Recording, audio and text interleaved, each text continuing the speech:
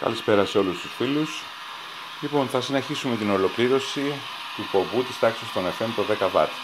Λοιπόν, εδώ είναι ολοκληρωμένος ο πομπός μας. Όπως είπαμε και πριν, αεραστεχνική κατασκευούλα. Εδώ έχει τελειώσει και η τελευταία βαθμίδα της εξόδου. Εδώ είναι το ολοκύκλωμα, ο κονέκτορας. Συνεχίζουμε λοιπόν. Πάμε να ακούσουμε την απόδοσή του.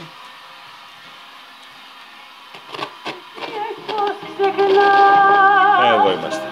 Στάσου που πας, σαν το φωνιά με βάρατα.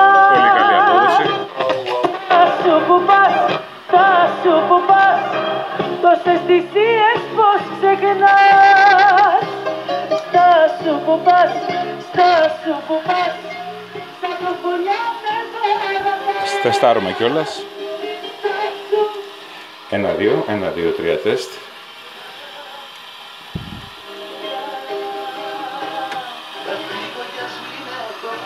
Αυτός λοιπόν είναι ο ποπουδάκος μας.